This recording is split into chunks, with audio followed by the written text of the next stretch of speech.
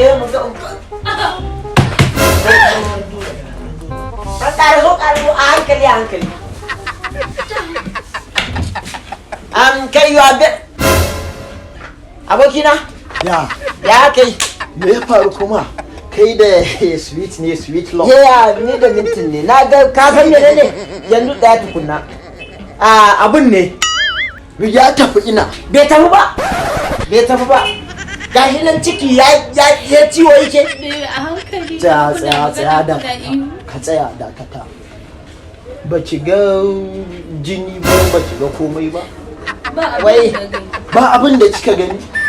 abin nan ya kamata a ce zuwa yanzu an riga ya fita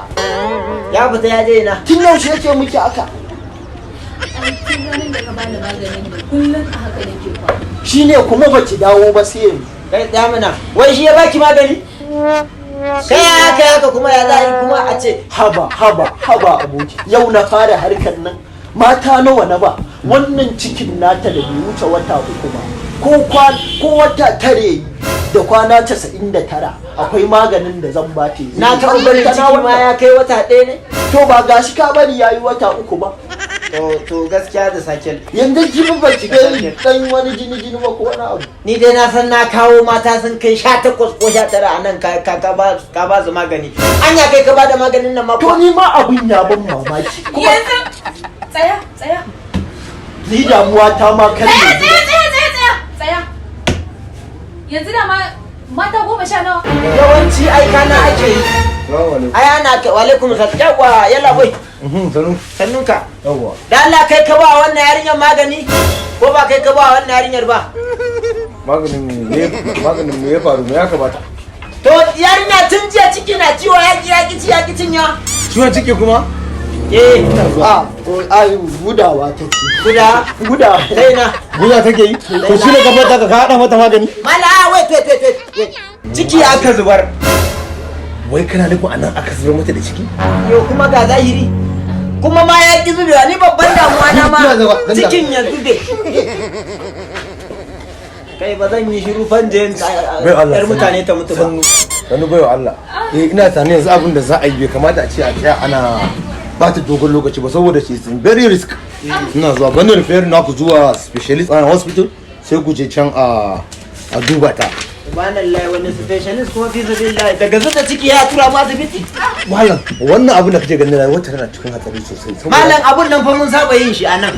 baba na ɗaya bane kuma shikenan ya nuna a kai mu duniya ta gan mu ji yanzu duk wata magana za ta biyo baya ne bayan kun kai wannan baiwan Allah asibiti dan Allah yanzu wata magana ba na san ji yanzu wannan yarinya kai zan ba referral ɗinka kai ta asibiti in yaso koma menene za a yi magana da ka baya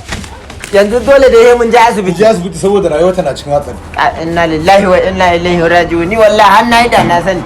yanzu dole sai mun je duniya ta gan mu kowa ya san cewa ran mun zo duk da ciki ba ruwanka kawai ka sallame mu yi Allah ni wallahi har na yi da na sani sannu ko wannan kai sani zagon duk abin da nake gaya maka baka jin magana yanzu ga irin ta yanzu wani abin da kai fa kana so ka jefa rayuwa wannan baiwa Allah cikin hatsari wallahi oga abin nan ba laifi na ya zo ne da kaddara ya zo a wani kaddara ne wannan abin da kai baka san da ta mutu ba yanzu ka sama cikin hatsari ni fa na aje ka shagon nan ne saboda rufa ma asiri rufa kai na asiri ba dan irin masifar nan ba oga dan Allah ai ka yi hakuri a bar magana za ka ja mu da nan jama hukumar lafiya ta haramta zub da ciki a cikin irin wannan gurare idan mutum mace ko namiji ko ta kai ko da mijin da ta zo ka ce kai ba kai bane likita baya nan su tafi asibiti a nan ne za a gaya musu idan abin da ya kamata a musu ne za su musu in kuma ba da ya kamata bane za su ga su mu iya aikin mu a nan gurin shine sai da magani na yi kuskure amma dan Allah dan annabi ga ka rufa min asiri a bar maganar ka har yanzu wannan kuskuren da kai na karshe ne saboda haka yau ne sallame ka ne ka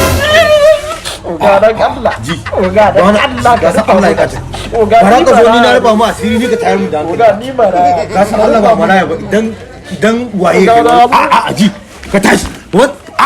ji ta ina zuwa zaka balla ni ne oga kai to na farko na ƙarshe na ji wallahi ina ƙara ji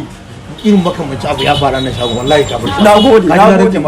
nagode uga nagode